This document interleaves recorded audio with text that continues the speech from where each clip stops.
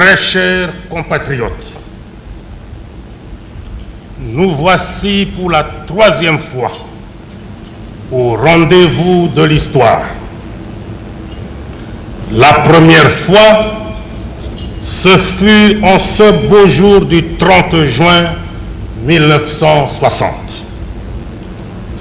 Dans l'allégresse générale, notre pays accédait à la souveraineté nationale et internationale.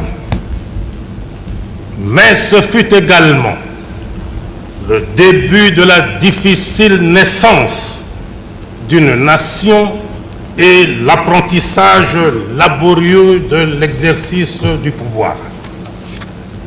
La seconde fois, le 24 novembre 1965, l'anarchie s'installait partout dans le pays. Lentement mais sûrement, les luttes fratricides accablaient notre peuple. Devant le chaos et la division qui menaçaient d'éclatement les fondements même de l'État, une poignée de vaillants fils du pays, dans un élan de sursaut patriotique, décidèrent d'infléchir le cours de l'histoire de notre pays. Aujourd'hui, 24 avril 1990, enfin, à la veille du 30e anniversaire de l'accession du Zaïre à la souveraineté nationale, après une présence de près de 25 ans à la tête du pays, et face aux grandes mutations qui tourmentent le monde en ce 20e siècle finissant, j'ai pensé qu'il était temps de recueillir les avis du peuple zaïrois afin de dégager les lignes directrices susceptibles d'orienter nos choix politiques. Ainsi, le 14 janvier 1990, à l'occasion de l'échange des vœux de Nouvel An, j'avais annoncé à mon peuple ma volonté d'organiser un large débat national sur le fonctionnement des institutions politiques de la Deuxième République. À ce sujet, j'ai sillonné toutes les régions du pays, de l'Est à l'Ouest, du Nord au Sud, empruntant tous les moyens de transport disponibles, à savoir jeep, voitures, bateaux, hélicoptères, petits porteurs et jets. Il ne manquait plus à cette liste que le train, le vélo et bien sûr la pirogue. Je me suis mis à l'écoute de la majorité silencieuse. Ces interrogations, ces inquiétudes et ces aspirations ont retenu toute mon attention. J'ai recueilli des mémorandums aussi bien individuels que collectifs.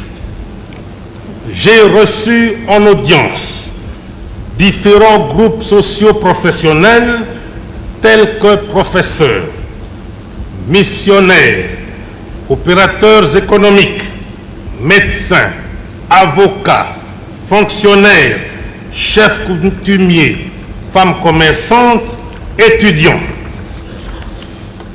Tout a été pris en compte et a fait l'objet de ma profonde réflexion, même le mémorandum des évêques.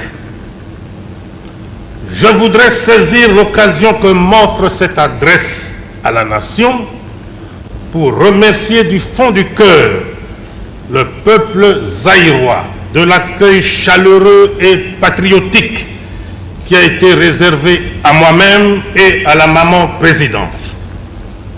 Bravant pluie, soleil et fatigue, partout, les filles et les fils du Grand Zaïre se sont surpassés et nous ont témoigné avec joie et enthousiasme leur indéfectible attachement.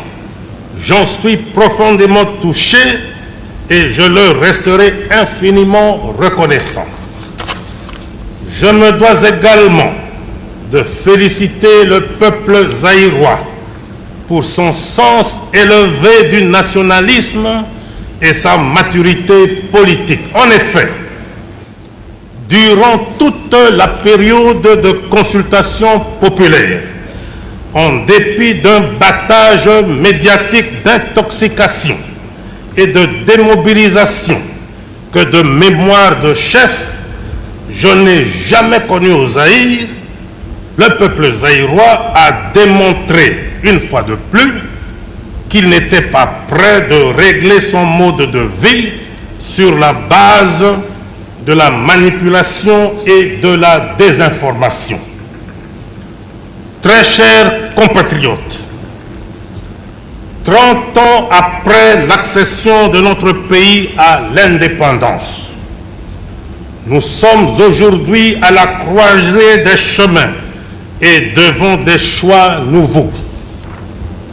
À l'analyse de tous les mémorandums qui m'ont été adressés, j'ai été surpris de constater que le peuple à qui j'avais demandé de se prononcer seulement sur le fonctionnement des institutions politiques a plutôt axé l'essentiel de cette doléance sur